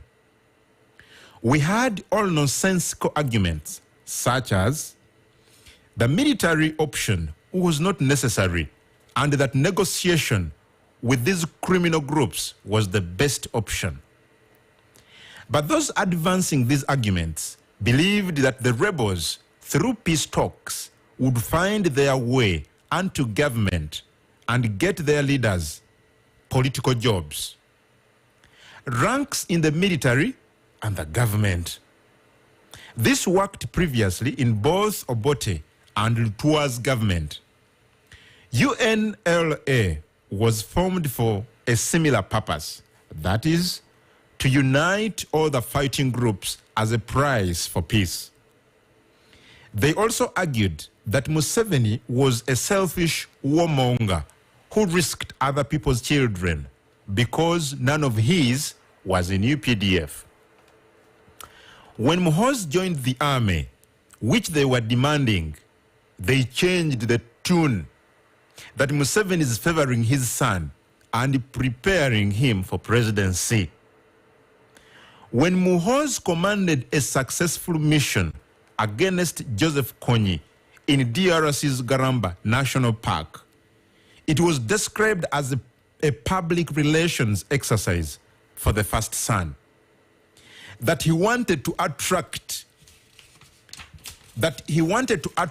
newspaper attention and get political mileage in his crusade for the presidency.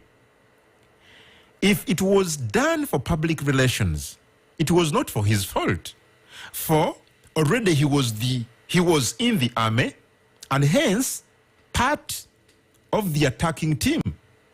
How can you score in football when you are not part of the playing team? Those who demanded that Museveni should have a child in the army forced Muhoozi into UPDF and hence in the Garamba mission. Do fans score goals? If the argument was solely publicity, why could he not remain at the command center at Entebbe? The American general who commanded the raid on Bin Laden hideout was not in Pakistan. He was in Washington, thousands of miles away. 5. All arcades in Kampala belong to the first family. One day, a group of people came to me seeking my assistance in linking them to the president's daughters. The reason was that her agent, and agent is in quotes here, had taken money from them for rent in one of Kampala's buildings. I asked these people that if the building belonged to the president's daughter, who feared to identify with it in public, was it logical to see her? These people, for fear to identify with the building, was to conceal her ownership. How then could the person who did not want people to know that the building was hers meet her future tenants? The truth was that the story was manufactured to link the building to the first family. What about Shimoni primary school plot? The opposition said it belongs to the first family who are super rich, and the super rich is also in quotes, but have failed to develop it. How can a pregnant woman have a small belly? A rich family to fail to develop a plot they have grabbed? Then, what was the purpose of grabbing it? Reasonable people would say that the plot belongs to the first family because it is developing at a rate an ordinary person cannot manage, not vice versa. A rich man cannot fail to pay for his wife's maternity bills. Therefore, a rich family could not fail to develop the plot, and indeed, someone is just peddling lies. What amazes me is that they are accusing the president of preparing Mohoz for the presidency, but they forget that the president's accusers have already done so to their children. This reminds me of a Chiganda proverb that omwogeza omusiru atenda byabanne. A foolish commentator talks about the mistakes of others, not his, in order to divert himself and others away from his own mistakes. As they accuse the president about his son, the accusers have meanwhile done the following. 1. Kenny Luchamzi's daughter, Susan Nampija, replaced his father in parliament when the IGG ordered him to leave the house for failure to submit his assets as required by the law Luchams had contributed to its making. 2. Okero Lutwa's son is a minister and was unanimously vetted by the Parliamentary Appointments Committee. 3. Obote's son is fighting to take over the party from Otunu. 4. Obote's widow, Miria, contested the presidency on the UPC card to replace her husband. 5. Lule's son, Waswa Lule, was recently in parliament. 6. When Dr. Semogerere sent his son to the US for further studies, he was not accompanied by other children from DP families that lost their relatives for supporting the party in the 80s at the hands of UPC agents. Kaloli Semogerere went alone in the US where he lives an opulent life. Therefore, the Mohoz scare cannot work. There is no way the president can impose his son on the party without the consent of NRM supporters. However, Mohoz, like any other Ugandan, has the right to seek any office in Uganda, provided he fulfills the necessary constitutional requirements.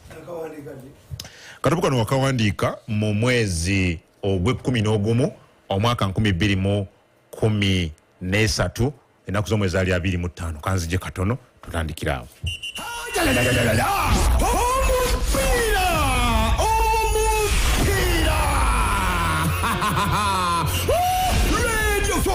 Ekulate d'omupiira ogw'emirembe n'okubeera obumu tosubwe ttiimu Museveni nga binkana ne ttiimu y'abatembeeyi ate ttiimu NRM yakuzanya ne ttiimu y'ababodaboda olwo ttiimu Muhoozi yakuttuuka n'abageto youths temuleka y'amakodere engoma vuvuzera ffenna buli omu ng'awagira ttiimu ye bino byonna byakulonga 19 mwezi ogw'okubiri 2022 bali ku kisaawe kya Ntinda Primary School ebyokulya n'ebyokunywa yakusindisa ligere tusibe obugizi b'enjawulo Honorable Chiwanda Subi Vice Chairman wa NRM Buganda Honorable Chofatoka Bekabuye Minister Omubesi owa Kampala Senior Advisor omukenkufu Tama n'emirundi ne President w'abantu Basajja Mivule Bwadde n'ensolo nkambwe bino byonna bikutusibwako Radio 4 103.3 Fama Ensunsuzi ne Bala Marketing and Promotion Agency tosuba omupiira ogw'emirembe n'okubeera obumu nebitegekebwa saabavulukalamu.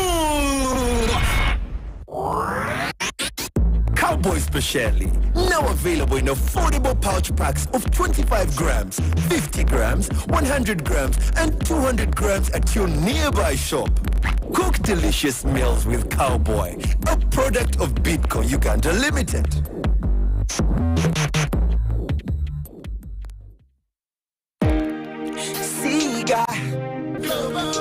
Global Paints langi esingayo okunyiriza ate nga tekaddiwa eno erimbika bingi nnyo okuli weatherguard ono asigibwa ebweru w'ekizimbe nga tekikosebwa yadde omusana oba enkuba. Silk vinyl esigibwa munda mu kizimbe ne kiryoka kinyirira ng'eggolo. Undercoat eno nga yeesooka okusiigibwa then langi endala ne zigoberera. Texture paste eno nayo nga yeewa bweru. Clear vanish eno ng'esigibwa ku bibajje. Pati owa glasses naye bamulina. Road marking paint ono ng'asigibwa ku nguudo. High gloss ne super gloss zino nga za byuma saako ne mmotoka. Flat emulsion eno nga langi ya mufunampola era nga nayo enyiriza okukamala. Kale tomala gasi kusigasiga birangirangi nga waliwo Global Paints eno eri katale mu ggwanga lyonna era mu hardware zonna etundibwa mu lita emu, lita 4, lita 5 sako ne lita za 20. Global Paints esangibwa Jinja Road ekireka Banda era ng'abeetaase bakubire ku 0704 88 2577 oba 0772 40 9887. Kozesa Global Paints, the reliable product. Kubanga ffe tukaddiwa ne Global Paints tasiwuuka. MTN kwende smartphone empya ku sente zonna z'olina. Buli simu ya Samsung, Nokia oba MTN kabode ogisasula mpola osobola okusasula buli lunaku, buli wiiki ne buli mwezi. Tukyalire ku maduuka gaffe oba ku M-Kopa outlet ekuli okumpi. Everywhere you go, MTN.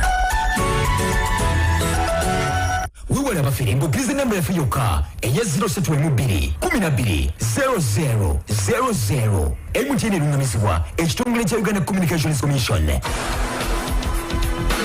Gwensonga ku nsunsuzi tusonga nsonga ku nsonga ne Adam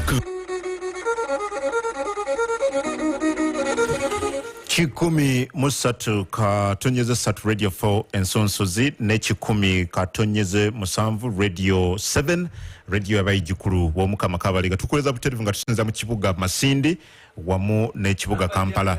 Anjagala kwebaza mugananga okuberanga ogoberera netwe tosubwa kwemisa ka Tusker Light mugananga kasera kano wonna wosinzide tumya oluchupa lwa Tusker Light oba kuba kunamba esimu eno bakuletera woli 0800 2770 0 0700 2770 oba ogende ku mutimbagano www.partycentral.ug oluchupa lwa Tusker Light bajja kuba bakuletera wosinzira embere kutambulira ddala munyo mukuna futambala emirundi gwendinaye okitegedde nti problem gye bayina Mahoskea bwe bayina nedda tiimu yaabwe bo bayina sente abala bayina kubambwa kakati baba bayina sente ate teboogera kuba bo batya okusuula obugagga bwaffe obwabwe bufe kati ate balowooza nti bebatawadde bebajja oboogere nze njogere bakube n'obuntu bwange nga temuyina kye mumpadde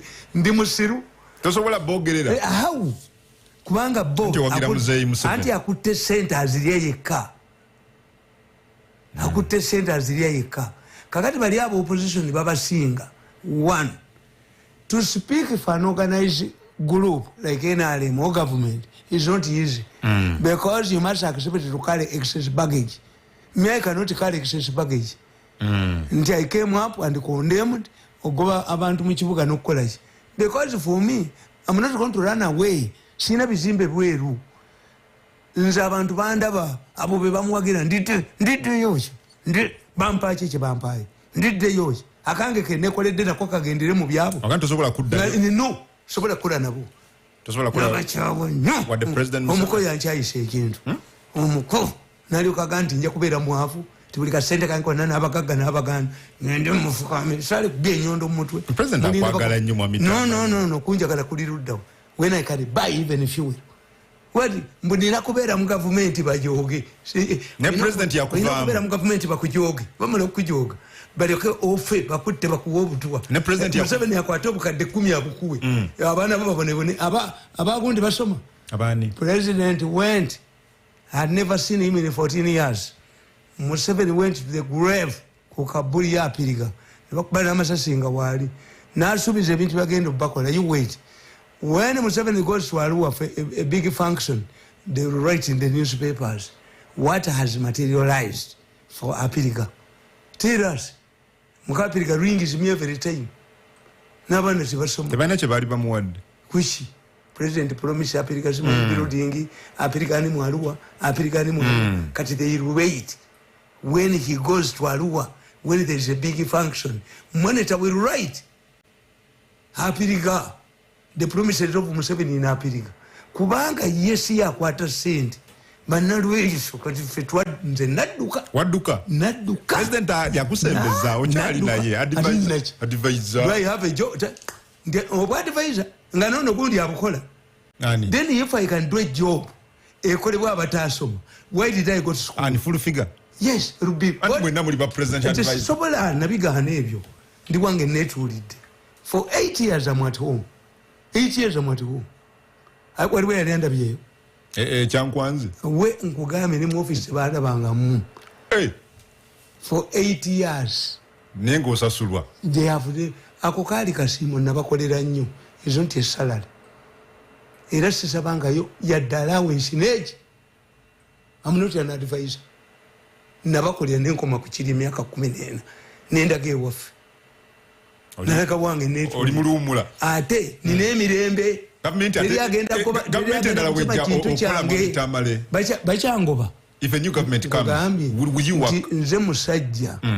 Akwate saati ya NRM kubazi kyali wenkadde. Nempita nayo mu kibuga nga abantu bakubendulu. Tena muhonest. Ndaba boyita ne bojana abantu baba bakuba basanyifya. Nabakolera tebasiima. Nina okubera nalaba NRM. You must be a hunting dog. You must be under somebody's pants. You must be nga gwe. Waliwo ina sente gwembwa ogenda obakolera. Watu bantu bakusenga ku media center ogenda eri. Nga nkola yoki. Me oba mubukedde mu new vision. Kuchiwulira tomvuma na kumanyeza ogenda. Kankubolere sebo. Kasi omukazi bamugoba mu material many of bird. Ne bamutwala mu ddeero. Is now a visitor. Bwe bamujja mu ddeero ne bamuteeka mu boys quarter. Is a shamba boy. A house guy. Bwe bamujjayo ne bamutwala mu fumbiro. Kati abamaze kufuuka nsawo y'amanda n'amatooke. Kati abaaniridde kimu kumutwala mutoyi bamupame.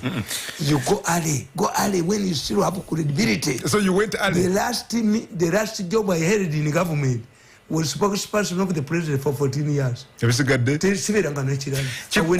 Musatu Karonze Satu Radio 4 ensunsunze Adam Cook. Notuma nadduka obujozi bw'omukono entema. Omukayagala okuteeka mwanda we yaze. Nze. Wakola ki? Natema ng'omukayagala kunteeka mwanda we yaze ng'olugosi. Netema ndi wange netuulidde. Ayina okumala okunjoga. Sente yazikuuma. Ngende mufukaamirire.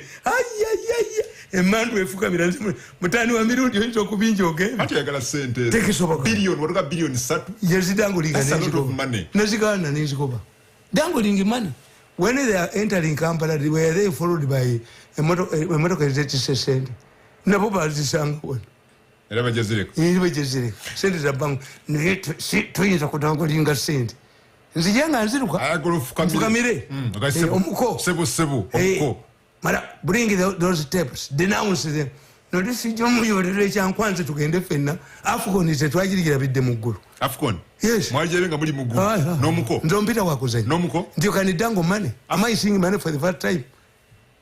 Afcon, in fact, it was an insult to dangle money. Bad government says to Banja season. To dangle money, to come celebrating because you are dangling 3 billion. Take it away. Did you sell your cows? Did you sell your cows? Public money. Over this is public money. 0 msamkana bili kikumi musa. Ati ya nyongera nyobu sungu na nyongera bulala. Don't you dangle money. Kikumi musa katonyeze Satu Radio 4 ensunsuzi. Kuba ku namba ya 0 msamkana bili chikumu satu nezero satu mwenda satu chikumunya. Mami tamani katufune kubantu wana. Radio 4, hello. Ensunsuzi. Sebo liku ensunsuzi. Maba nukuereza. Amanyago nejo sinzide. The director of Elephant Film Production, just send over custom. Dino Mugiro, Sebo Mbufunza. Now it's about Damokongo. Kakati is the change of the local Mokona. Intidala Omokolan the president. Tacha Inabuyenza Kubanga. Boavan Tulagantium, Prazanga Bayunagama Temukubabantu. Enkera ne bakera ne babakuba kati zesemu buza tacha inabuyinza oba buyina abali nnyo Sebo Nsonga Guse kyenkugamba kiri kimu. At times the directive takes time to be implemented, but for me it is not about the president. For me it's about Mugozi because he's young, has contributed a lot to this country. I wouldn't like his name to be tainted. Okay. It is up to him to put up a Songo team.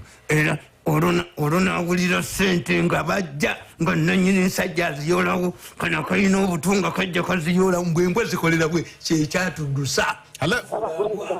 Obali kuliza.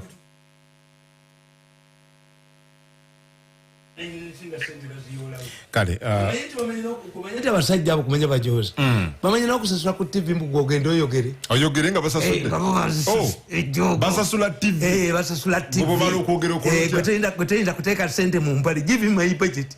If you want me to work for you, put me, bring a budget. Sebo leero isobola kumpita.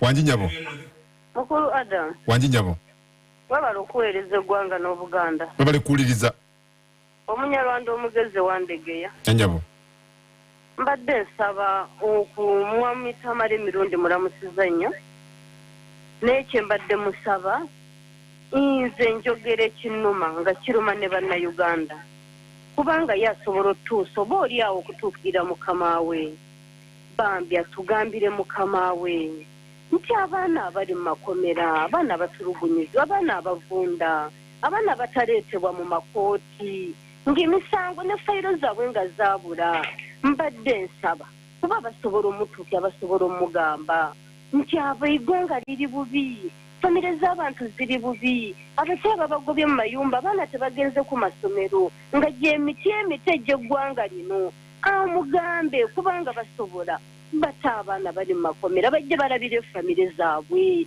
ensi eri bubi abantu basula bakaaba bakabulwa abaana baabwe bakabulwa famire zaabwe. Ekintu kimu it takes two to tango nti abaana abo bagenda ne babalimba ne bakola riot ne babawa 50,000 ne balemerayo naye kiri kyoyogedde what's the difference wasemwogere yagenda yekka wa Bobi Wine avumirira tribalism yasimbawo mwanyine e Butambala egomba nasimbawo ne muganda we wano ekitegeeza politics is the same. Kakati it is up to we must tackle this problem in 3 ways. We must teach our children not to accept it to be used. That's what I tell my children. Okay. Those who listen.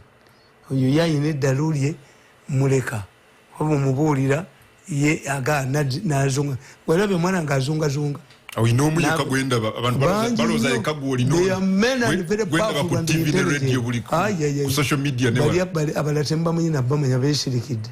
They don't make a noise. We are making a noise. Azunga den kubanga ye generation ye ya saint. But those who listen to me, I tell them, don't accept it to be lured into trouble. Kakati mmugenda ne mulowooza nti abaana bamwe bakuba amayinja ne bonoona ebintu poliisi ne bakwata. That's one. Where I disagree with the government is on 2 issues. One, overstaying. Arrest me and charge me. As the law provides. Yes, as the law provides. 48 hours. But the problem now is oyo omukyala nga wamugambye agensi menye munyarwanda waawe maama oyina listi y'abanuupu abatalabika era ayushuwa nti bali mu makomera kubanga ekyo nekyo Museveni bakimuzannyamu. Natunuulya nalweyiso n'enseka nalaba meeting gye nakugamba nti Museveni bamulimba nti abaana banuupu bagenda okwokya ekibuga bano nga banoonya ssente nakwonoona muwoozi. Nalweyiso agamba ffe tubayina. How many do you know? Ne bwanika kyabazannyira. Do you know that Museveni can read the names of people ne babatta ekiro bagenda bamuleetera kumakya nga tebaliyo. This is a tricky situation. First of all, government should say we have this number. Charge it with what? Why are you holding them? This should be the argument. If they committed an offense, if they did not commit an offense, if they committed and were misled, let them confess their sins and seek permission from Nibaitani. And Nibaita Gund. May never Bajita. Amnesty. That's Amnesty Commission. Because we're not dealing with these people. Bagamanga Abasiram, Bagamoga, Abanababuti Basomi, Abachita Basomi. Nato is again no gamba mulamus. Tisebo. Nzenze mukazi wanga ino lubuto. Era bwe sibaawo tajja kuzaala kuba sitayina ssente. Omulamuzi ajja kubuuza, why didn't you consider the plight of your wife before committing an offense? Abale, onagambye kungu kwe tulituwuliza It is a double-edged sword. Okay. tugamba abaana baffe baleme biyingira mwami Malcolm Masiko bayingizamu nga bo badduka kasome kubaka mwami Malcolm Masiko Dan onakulira kibiina kuba bagana obusasula enkyankomewo banze mbamanyi bagala mbeere mu gavumenti banjogeremu najidduka tuwuliziganye mubitamale ono ye mwami Dan Malcolm Masiko akulira kibiina kya National Thinkers Party agambye kungu kwetuli I am listening to Mr. Tamale Mirundi. Thank you so much for the wonderful talk show. Tamale is spot on late Kano Abiriga's family outcry and many other Ugandans that sacrificed for this regime to have it Tamale should join the anti-NRM regime forces in the opposition to make his messages more relevant. Webale onagambye kungu kwetuli tugoberera omukuku na Tamale Mirundi mundabire. He always talks the truth and I really like him. I tuned in here in Jesse, a studio Ruzira Chikombe, webale. Onagambye kungu sebo webale kueleza omukunavu yebale kujja ku Radio 7 emasindi fenna tutumbudde tugoberera. Onagambye Mr. Kungu nze yuyiro Julius Orthodox namungona mbuza Tamale Mirundi lwaki atasharing okunoonyereza kwe n'abeebyokwerinda. Onagambye kungu sebo webale kuweereza jambo Raimo enakawuka webale. Alevi Eyaru agambye mwami Tamale Mirundi webale kunnyonnyola bulungi obuzibu bwa gavumenti ya NRM butannyonnyola bantu bintu nga bwe byali ne bwe biri kati naddala ku kye bayita tocha. Secondly abuuzizza ekibuuzo ekirungi nti kubagamba nti batulugunyizibwa naye bannange mbuuza lwaki buli avaayo